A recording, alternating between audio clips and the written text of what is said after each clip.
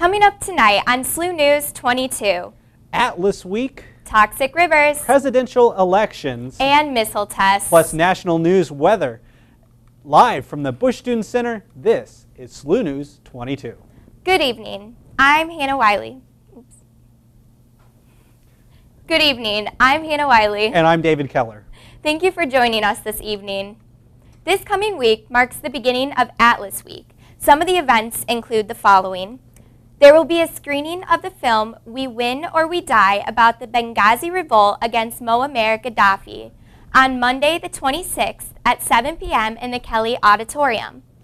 On Tuesday the 27th at 2 p.m. in BSC Room 251B, there will be a presentation, Things You Shouldn't Have Learned at School, Life Behind the Soviet Looking Glass, a presentation based on the speaker Mikhail Palatnik's experiences of education inside and outside of the Soviet school systems.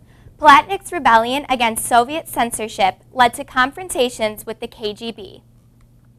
A suicide prevention training program with Active Minds and SLU's counseling on Wednesday the 28th, as well as a 7 p.m. screening of the film These Streets Belong to Us, a documentary about a struggle in South Africa in which neighbors from disparate lives become empowered to stand up and take back their community.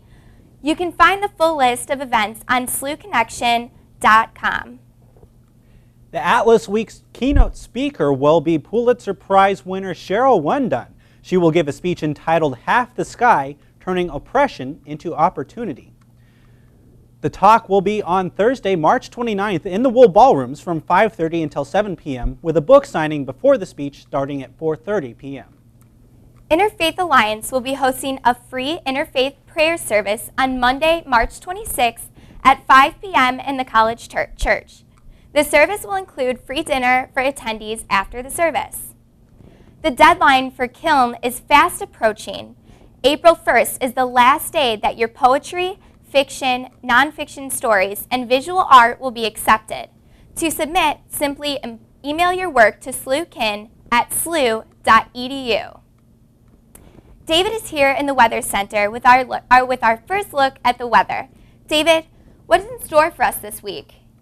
Well, Hannah, we had some very warm temperatures over the weekend, and those temperatures will continue through the rest of the week. Right now it's 74 degrees here at St. Louis University under those sunny skies. Well, at least partly cloudy. It is very nice out. The wind is calm, and it'll remain on the light side overnight tonight. Temperatures across the metro. 73 in Chesterfield, 73 at Lambert International, 72 downtown. We'll see those temperatures fall back a little bit after sunset. We do have a few puffy cumulus clouds out there today. No rain after the rain we had on Friday. And we'll see those clouds kind of dissipate with sunset as well. So overnight tonight, temperatures falling down to around 54 degrees under mostly clear skies. It should be nice and clear for you to see Jupiter and Venus in the western sky along with the moon. So that should be a very nice show, but it will be setting around 9 p.m. So you have to get out pretty quickly after sunset to see that. Now for the rest of the week, we are talking about more springtime temperatures with highs well above normal. And we are looking at a slight chance for storms as we head towards Tuesday night into Wednesday. But we could be seeing more 80-degree temperatures this week to round out the month of March. We'll talk about that in the full forecast coming up a little bit. Back to you, Hannah. Thanks, David. State Representative Jeanette Mott Oxford has filed a bill to the state's General Assembly to aid Missouri's cigarette tax, currently the lowest in the nation. If passed, the bill would raise the tax to 75% of the current national average. In other words, from 17 cents per pack to $1.09 per pack. Missouri's tax per pack would also rise or fall as the national average changes, and it would require a referendum by Missouri voters to take effect. Governor Jay Nixon has said he is opposed to the bill. This bill joins two other bills that have been filed this year to raise the tax, one in the House and the other in the Senate. Neither have received hearings so far this session. A new report released by Environmental Missouri lists the Mississippi River as the second most toxic river in the nation. Data released Thursday shows that 12 million pounds of toxins were dumped into the Mississippi River in 2010, with 672,000 pounds being released in the Missouri. The only waterway more toxic is the Ohio River. Environmental Missouri is calling for pollution prevention measures and a stricter law enforcement to protect the rivers. We'll be right back with a look at national and international news right after this break.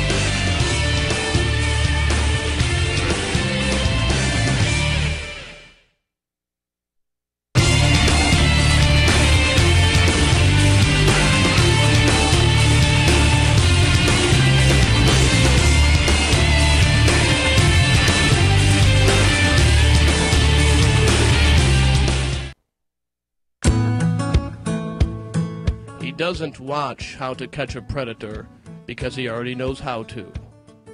He doesn't make wishes, he makes wishes come true. And he is said to be the inspiration for Neil Diamond's Solitary Man simply because no one else is that interesting. I don't always watch news magazines on closed-circuit television. When I do, I prefer Mondays in Midtown.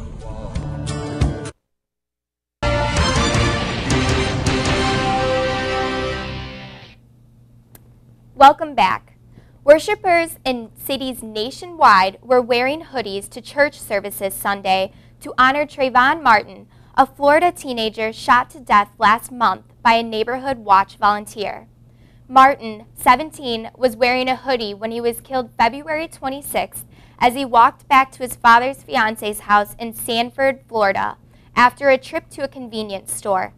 Police say he was unarmed, carrying a bag of Skittles candy and an iced tea. He was shot by George Zimmerman, who claims he was acting in self-defense, according to authorities. Zimmerman has not been charged in the case.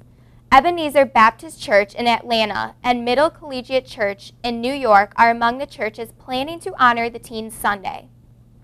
A 100 hoodie march was planned Sunday in Rockford, Illinois, as was a Million hoodie march in Rochester, New York. In Sanford, a prayer for peace and a candlelight vigil will take place Sunday evening. Another candlelight vigil will take place at the Civil Rights Memorial in Montgomery, Alabama. The case has sparked a national debate over the Florida law and concerns about racial profiling. Martin was black and Zimmerman is white Hispanic.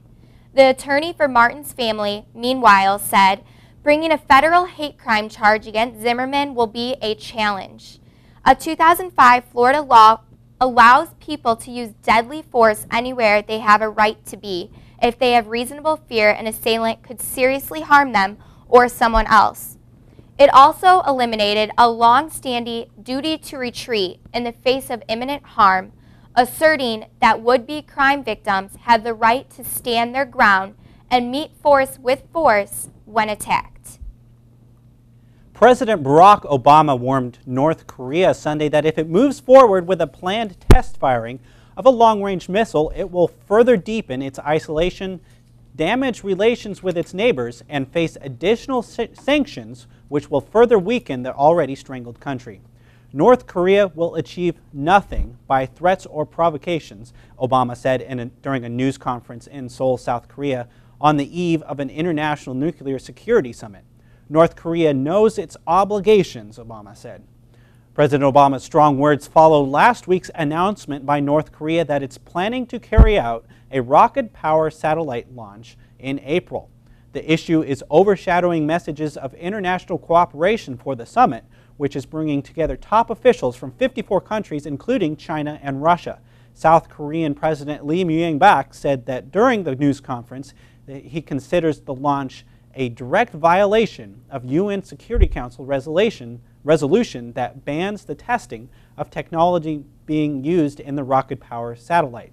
South Korea has said it considers the satellite launch an attempt to develop a nuclear-armed missile, while the United States has warned that the move would jeopardize a food aid agreement reached with Pyongyang in early March. Former Vice President Dick Cheney was recovering Saturday evening after undergoing heart transplant surgery, his office said. Cheney, 71, had surgery at Inova Fairfax Hospital in Falls Church, Virginia. He had been on the cardiac transplant list for more than 20 months. A statement from his office said, although the former vice president and his family do not know the identity of the donor, they will be forever grateful of this life-saving gift. Cheney has a history of heart trouble, suffering at least 5 heart attacks since 1978. His first occurred when he was just 37. In June 2010, he was hospitalized at George Washington University for conditions relating to his coronary artery disease. He had a left ventricular assist device, an LVAD, implanted to help his heart pump. In June 2001, Cheney was implanted with a pacemaker after he experienced irregular heart rhythms.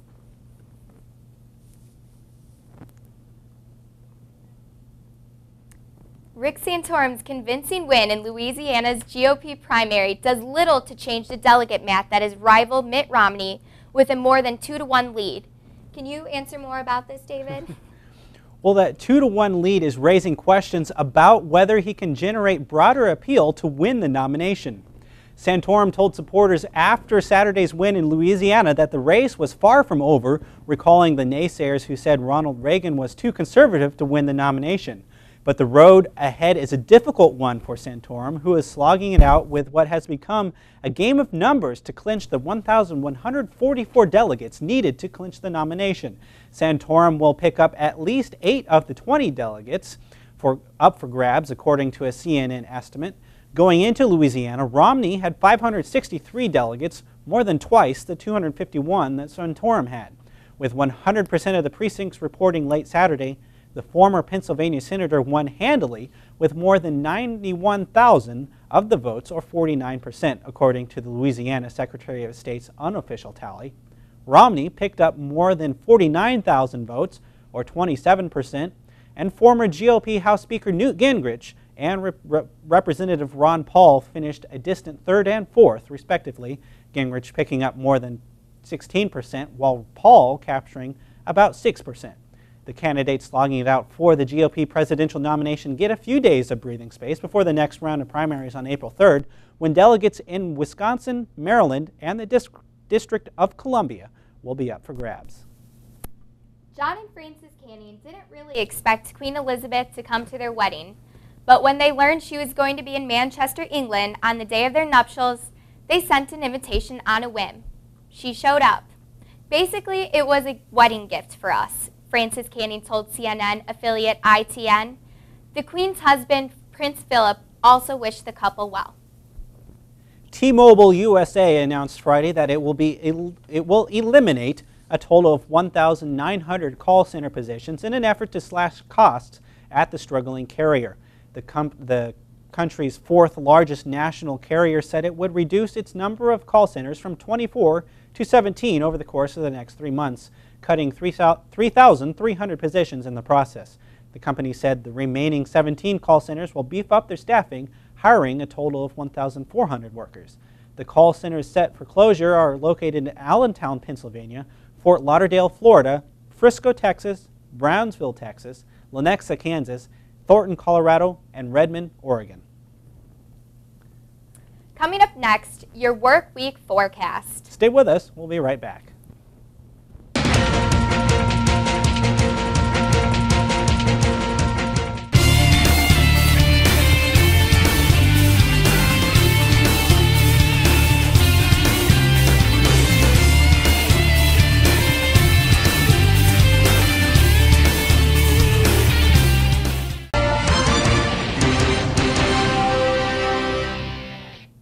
Welcome back, and thanks for watching SLU News 22.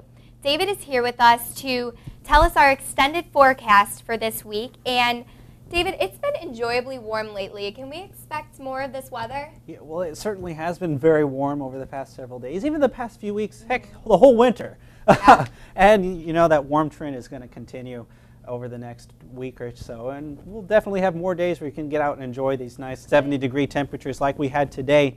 It made it up to 74 degrees, actually 75 degrees here at SLU, 71 out at Lambert. That is 11 degrees above our normal high of 60 for this time of year. 84 is a record set back in 1907. We could be getting close to those records over the next several days, and we're not getting anywhere close to that record low of 11. We have warm temperatures across the whole Midwest right now. Look at that, 70s from Illinois through Missouri, Kansas, Texas, Oklahoma, all the way back into southern Colorado. There's even 80s in North Texas into Arkansas and Louisiana right now, and that air is going to continue to flow into our region. So we'll continue to see these very warm temperatures as well as sunny skies. High pressure is dominating our weather right now. That low pressure that brought us the rain on Friday and the middle part of last week, that has finally shifted off to the south and east. It kind of hung around the Midwest for several days, but it's finally departing the region, and we won't have to worry about that anymore. This high pressure is going to bring us some sunny skies over the next couple of days. Tonight, we can expect clear skies and light winds with this high pressure sitting right overhead. However, by Monday evening, it will be sinking off to the south. That'll allow a cool front to push in from the Great Lakes, and while we are talking about slightly cooler air, we're still talking about highs in the 70s. So just a little bit of a setback from where we are, but still well above normal, and certainly still some very nice weather. So your forecast for overnight tonight, temperatures will be on the mild side, 54 degrees here in St. Louis, 51 in Belleville, 52 up in Alton, 52 in Chesterfield. And by the time you head off to class tomorrow morning at 8 a.m., temperatures will already be on the rise, 57 degrees by 8.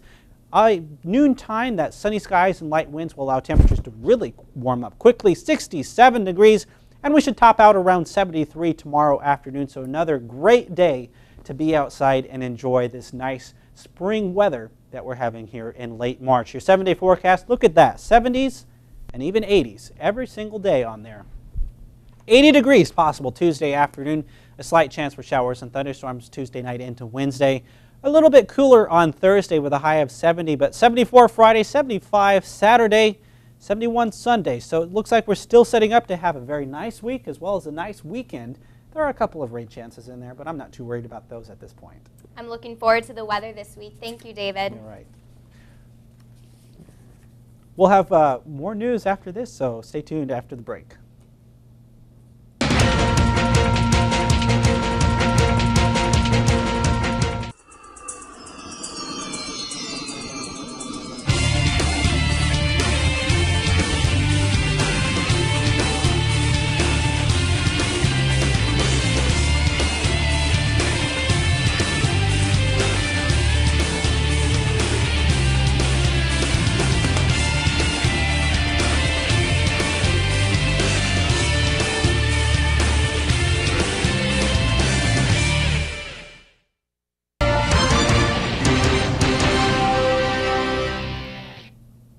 Welcome back to SLU News 22.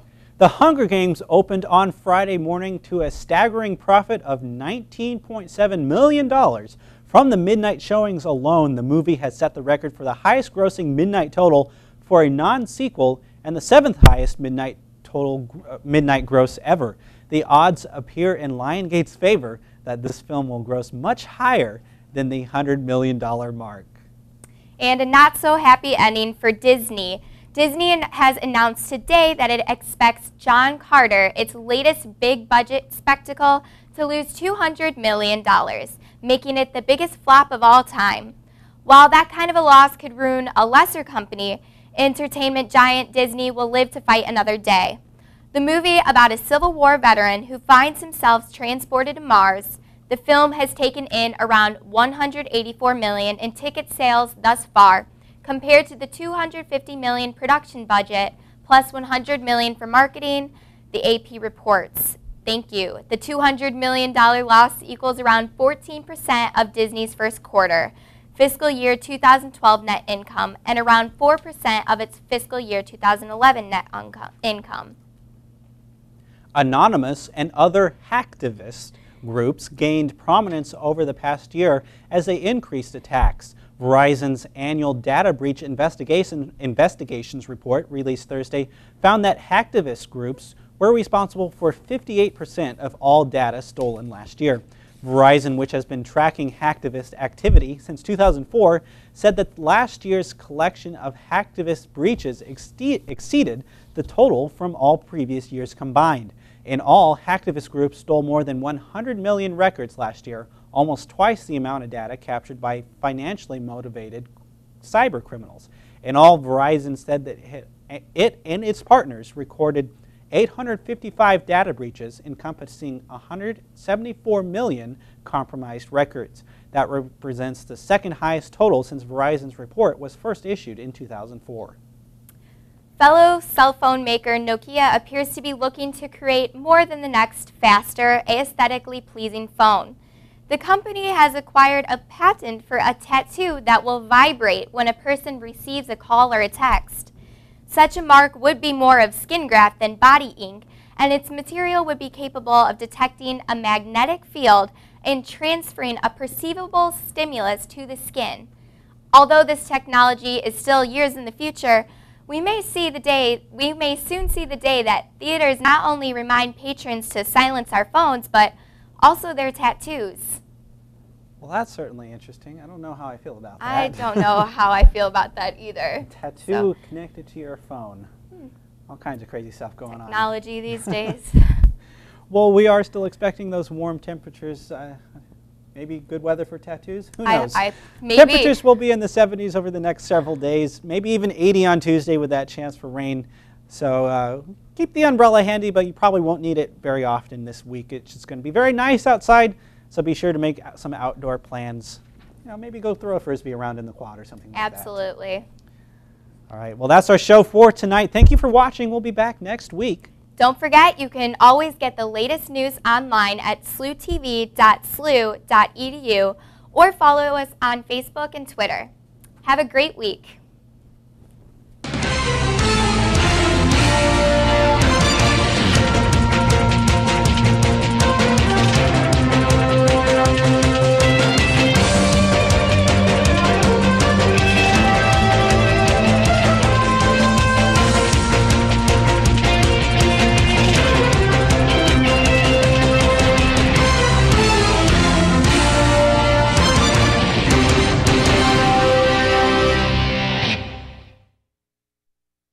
We are all. We are all. We are all. We are all. We are all. We are all. We are all. We are all. We are all. Billikens. Billikens. Billikens. Billikens. Billikens. Billikens.